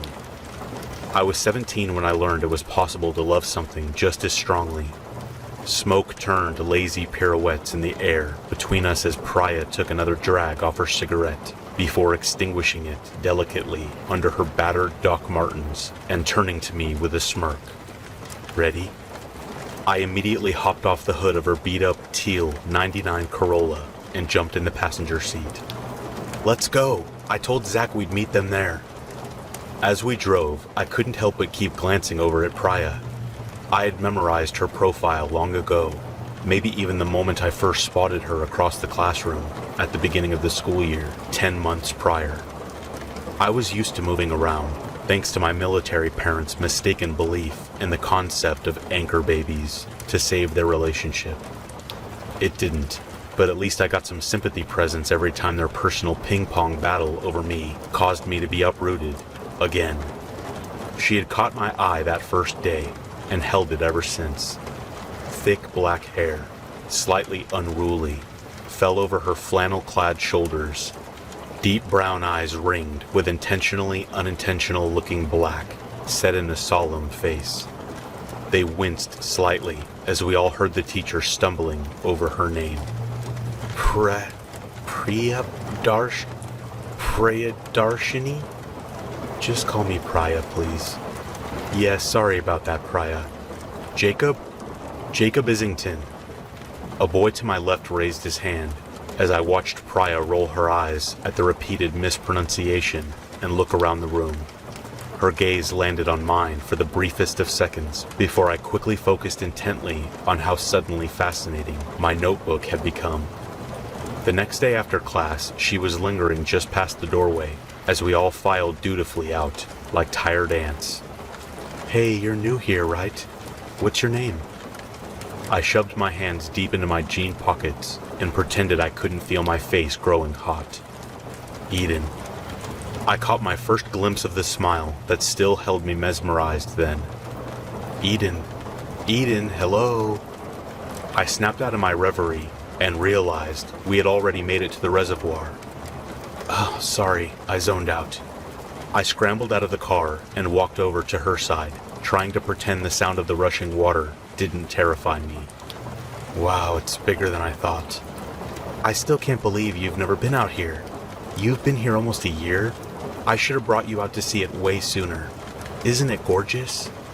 I tore my eyes away from Priya to look at the roaring falls in front of us. Yes, it is. My heart sputtered as she grabbed my hand and pulled me over closer to the water. Look, I see Zach and Charlie over there. Let's go. 30 minutes later, I was thoroughly stoned and attempting to pretend I wasn't, even though the other three were clearly just as far gone. It's weird how big water is, isn't it? Like, how did nature just know to make the falls and have them lead into the reservoir? Charlie mused before stifling a deep cough. I nodded and tried to think of something equally insightful to say back. Yeah, man, I responded. It's crazy. Oh well. We sat and continued smoking until the sun set. The woods looked different in the dusk, no longer lush and inviting. Suddenly, the air felt brisk and foreboding.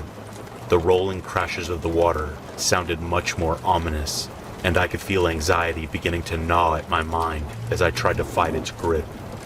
It's okay, Eden. It's okay. Nobody here knows why you're afraid of it. No one knows about what happened. You're all right. You're safe with friends. Focus on Priya. For the millionth time, I studied her features as if they were the most important test I'd ever take. In a way, they were. I traced a path along the arches of her eyebrows, the crinkles in the corners of her eyes, and down to 3 freckles she hated that I so loved, that made a triangle between her mouth, ear, and just under the shelf of her jaw. I felt my breath beginning to slow back to a normal rate, as though the sheer loveliness of her physical existence was a tonic or pill soothing my stresses. I closed my eyes, and the memories of things I had vowed never to revisit were replaced by the lingering image of her smile. When I was 13, my parents were freshly navigating their divorce. So far, their plan appeared to be scream at each other at every interaction and force my little brother and me into the middle of each battle. Cody. He was 4 years younger, and eternally trying to convince me that didn't mean he was any less cool, even though it definitely did. After all, I was an 8th grader, and he was barely in 4th. That's practically a baby. We were living in Michigan at the time, and it was my responsibility to walk the 2 blocks from the middle school to his elementary and pick him up so we could head home together. Quintessential latchkey kids. I tried to romanticize the term and tell us both that it meant we were entrusted to go on clandestine adult adventures for 3 hours a day, 5 days a week, and not that it meant that whichever parent had us that week would be too exhausted to do anything other than make sure our homework was done and we were fed before ignoring us the rest of the evening. I'll never know what made me decide that day was different, that we needed an actual adventure. I'll regret that day as long as I live. Come on, Cody, I called back as he ran as fast as his 9-year-old legs could try to catch up. I brought stuff so we can have a picnic. We raced each other to the water's edge and sat as close to it as we could without scaring ourselves. We munched our snacks and drank the secret sodas we weren't allowed to have and chatted giddily about how dumb the kids in our respective classes are. I laughed until I cried at Cody's impersonation of this bonehead named Gabe, who'd snorted milk up his nose at lunch. We were both filled with an enhanced glee from the fact that we were out on pilfered time, enjoying some blissful peace away from the angry shouting and bitter neglect of our parents. Eden, I have a baseball in my bag. Can we please play catch for a while before we go? Please? Cody pleaded, bouncing up and down with eagerness. Sure, dude, I laughed back. We only have about 20 minutes before we need to head home, though. Oh boy, that's plenty of time, Cody exclaimed as he ran to put some distance between us before releasing the ball. I watched it soar toward me and smiled a genuine grin for the first time in months as I caught it and threw it back. Sure, we all know little brothers are annoying, but I guess mine wasn't so bad sometimes. We tossed the ball back and forth, laughing when one of us missed the catch, or the other had to run to chase it. I leaned exaggeratedly far back, twirling my arm around in the air, dramatically. Okay, get ready, Cody. This one's gonna put Babe Ruth to shame. The ball rocketed through the air, higher than I'd even honestly thought I could throw. Cody began running backwards, determined to make one final glorious catch to make us both proud. And then he tripped.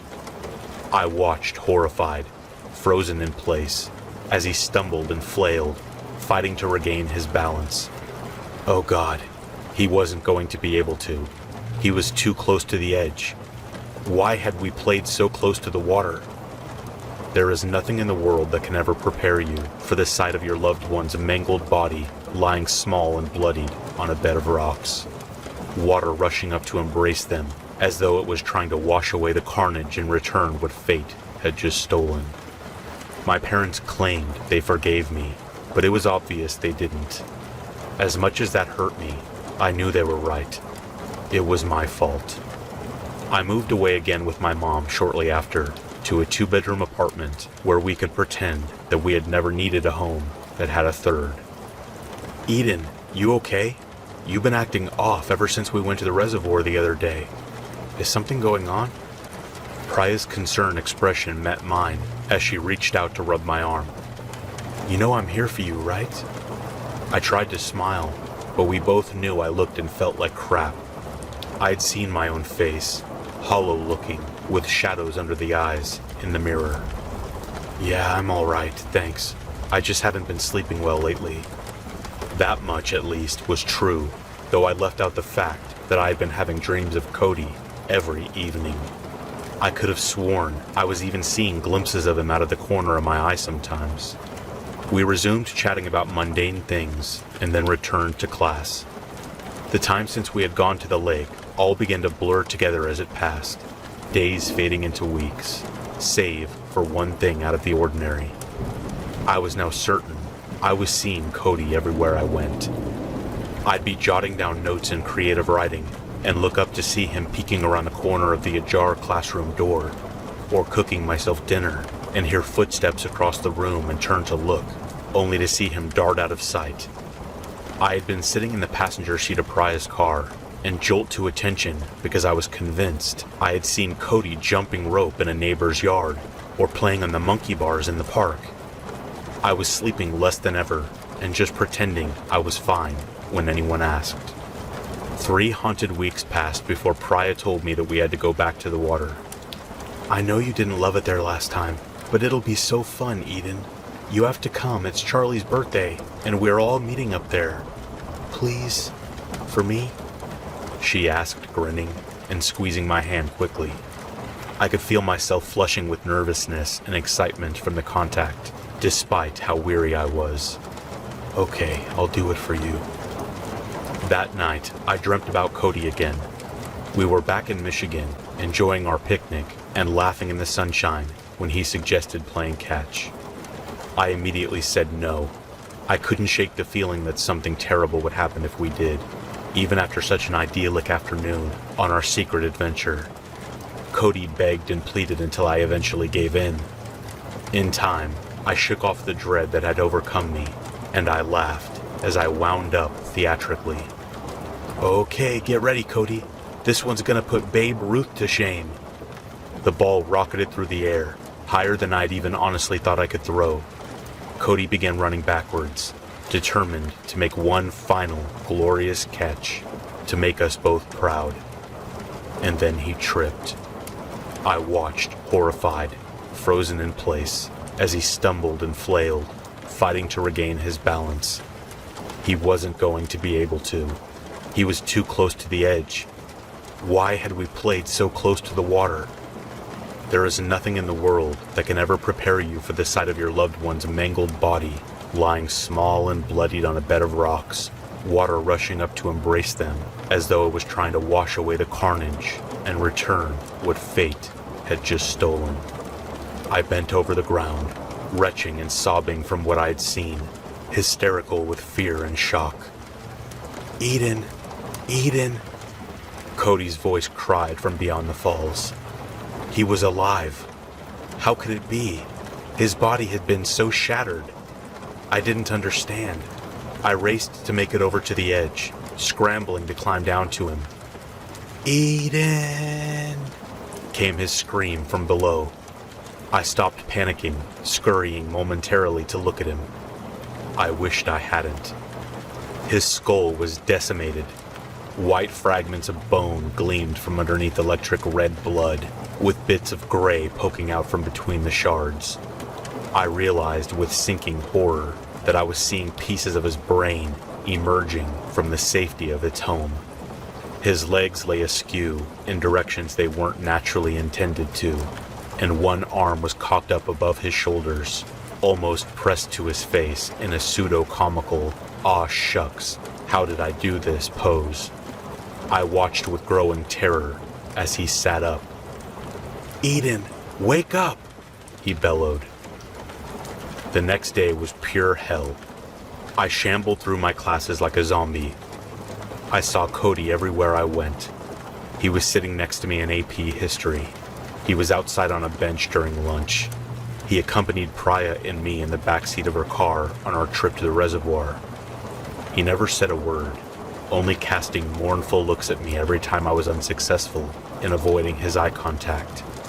We silently got out of the car as a trio, both Priya and Cody sending concerned glances my way as we gathered the birthday supplies from the trunk and began trekking over to the old bridge where everyone else was gathered.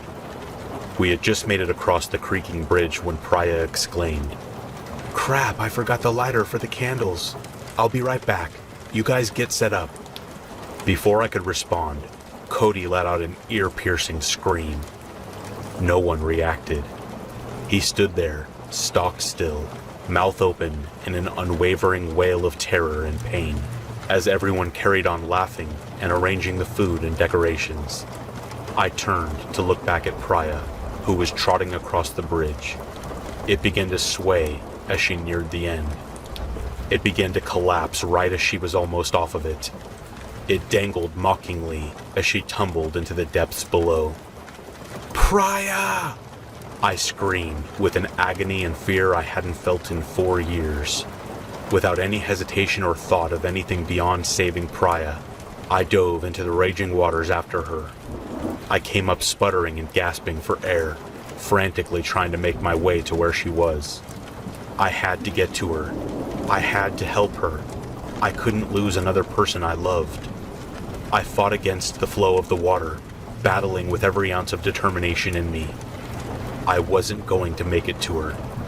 I struggled to keep my head above the water and saw a cluster of thick branches poking out several feet from the side of the reservoir's edge and pulled myself onto the sturdiest one.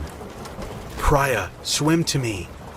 I watched as she bobbed up and down in the water, coughing and choking as she tried to stay afloat.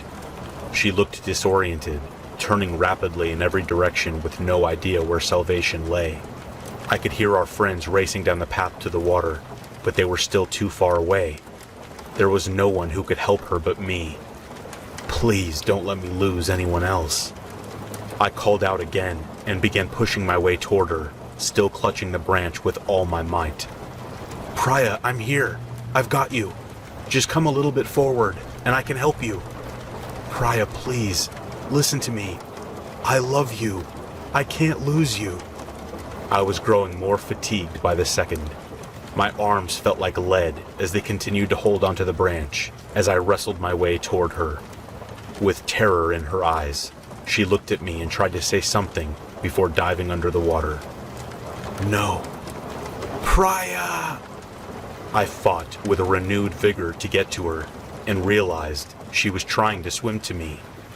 I battled against the current until I was almost to her. "Priya, grab onto the branch!" She had been under the water too long. Where was she? Panicked, I ducked under the surface myself, trying to see through the choppy waves to where she was, but not making out her form anywhere. I clung to the branch like a life raft as I grappled my way through the water, heart sinking with each passing moment.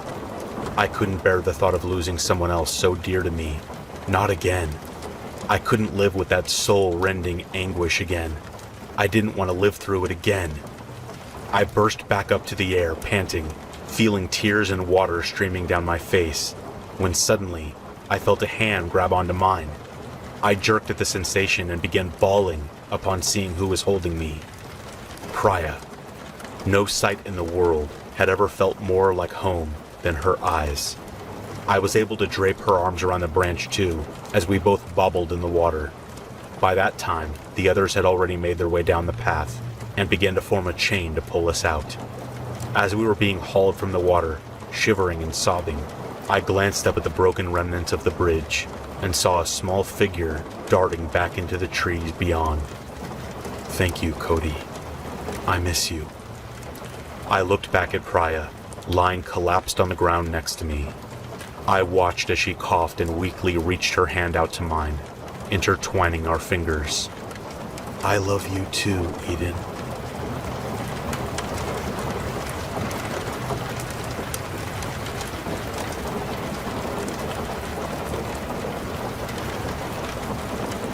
My mom has always struggled with her weight and body image, so I suppose that's what drew him to her. Despite her problems, she never let it ruin her spirit and zest for life. There was never a day a smile wasn't on her face. She was smiling the day he walked through the doors of the community center and introduced himself as the genius behind a radical new weight loss program. He was as skinny as a rake, gangly, gaunt, and tall, and yet he claimed to have been medically diagnosed as morbidly obese just a week prior. I didn't like the look of him. I always came with my mom to her Weight Watchers meetings for moral support. I never had an issue with any of the other people who took the class, but this man, there was something unnerving about his piano key smile and his slick black hair, door-to-door salesman look. Just take one pill a day and the weight will just drop off. He grinned as he held up a black capsule in his fingers. What was most upsetting was the eagerness of my mom and the others to try these pills out. I strongly and vocally protested against using them. I mean, the pills could have been anything, and diet pills aren't exactly known for being safe at the best of times. However, my mom and the others looked at me like I was some outsider, an intrusive voice who didn't know what it was like to be one of them. Well, young man, I understand your hesitation, but I assure you, I have taken them myself. They are perfectly safe and totally organic, preached the salesman. Ken, a great swell of a man, asked how much they would cost. Nothing at all, answered the man with a wide grin. If I wasn't suspicious before, I was now. Nothing in this world is free. I could see my disbelief was offending the group and upsetting my mom, so I kept my mouth shut, whilst my mom and the others rushed up and snatched box after box. One pill a day for 1 week. Eat anything you want and gain nothing. That saying, if it sounded too good, it probably is, comes to mind. However, I didn't want to upset my mom, so when she started taking the pills, I was supportive and kept my doubts to myself. To my surprise, it seemed to be working. She would gorge herself like a beast, devouring an all-you-can-eat buffet in one sitting. And yet when she'd get on the scales the next morning, she hadn't gained a pound. Stranger still was the slime. Around the same time of my mom's new diet, slime trails like that of a slug began to appear in the house. They were far larger than slug trails though, and they seemed to slither through the house and out through the cat flap. I told my mom, but she didn't seem bothered. In fact, all she was interested in was eating. I wasn't sure if it was because she was actually hungry, or whether it was because she wanted to prove how good the pills were. McDonald's, Domino's, KFC, and Wendy's, you name it, and she would shovel it in. She was like a starved animal, gluttonous and unending in her appetite. But she told me not to worry. She had the pills. They would keep her from gaining weight. Eventually, though, her pills ran out, and that's when things went from weird to bad. Mom started dropping the weight like crazy. She went from like an XL to a large in a day, and then a day after that, she was down to a small. In a matter of a week, her body was like a skeleton, her clothes hanging off her like blankets. But she was thrilled. Look how thin I am. Aren't I beautiful? She said, looking at herself in the mirrors. I wanted to tell her she was always beautiful, but I didn't. Yeah, Mom, you look amazing, I said. However, she just got thinner and thinner. After my mom became bedbound and nearly unable to breathe, I stayed by her bed every night, often falling asleep in the armchair near her. One night, I heard an unusual sound. Slurping. The sound was disgusting, and eventually it roused me from my slumber. When I opened my eyes, I let out an audible gasp, swallowing all the air in the room. Before me was a shocking sight.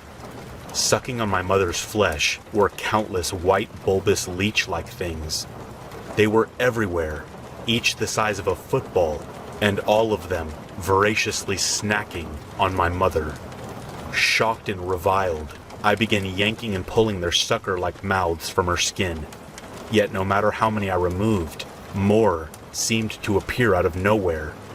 Each of the slimy slugs sucked and slurped upon my mother, her skin shriveling around their mouths. Where did they all come from? I thought. But as I started snatching them from her, I got my answer. One of the bloated white things swelled from my mom's stomach, growing from her like a fat-filled boil before wriggling free from her. All of a sudden, the worming fat spawn stopped feeding and began wriggling away from her, dropping to the ground and slithering in unison, as if they were following an invisible road.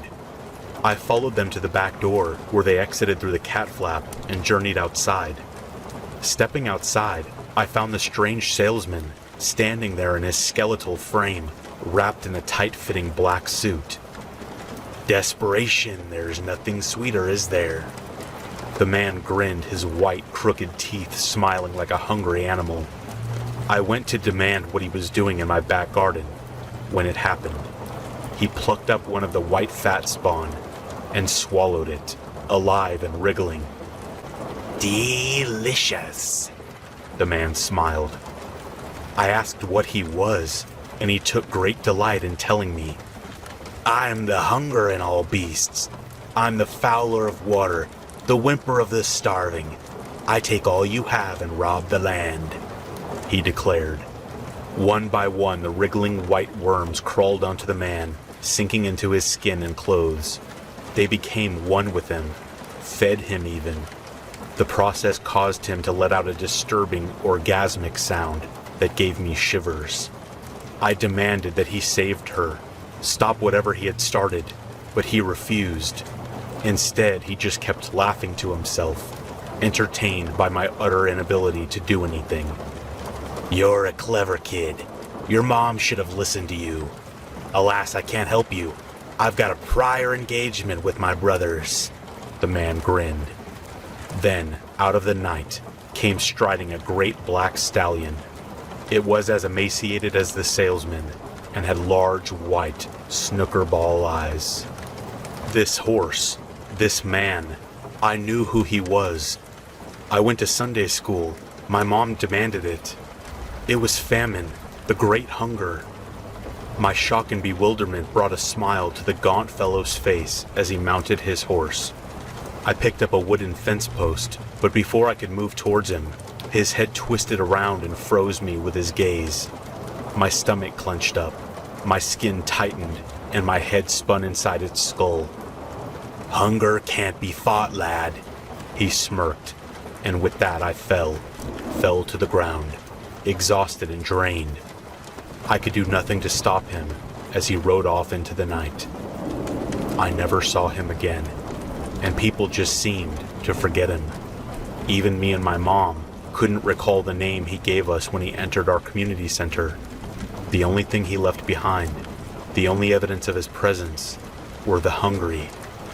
Mom, Ken, Mrs. Hodge from down the road, and the rest of the Weight Watchers bunch were all hospitalized with a case of deliberate starvation. I explained to the doctors that it was the pills and the man, but they didn't believe me. The weight continues to drop off my mom and continues to crawl away. To where the fat worms slither, I do not know. She's little more than a skeleton now, but my mom always looks to me, every day, with a wheezing smile and asks if she is still beautiful, and I always say the same thing. Yeah, Mom, you look amazing, I'd whisper. So let this be a lesson. If a man offers to make you thin, do not trust him. Do not take that pill.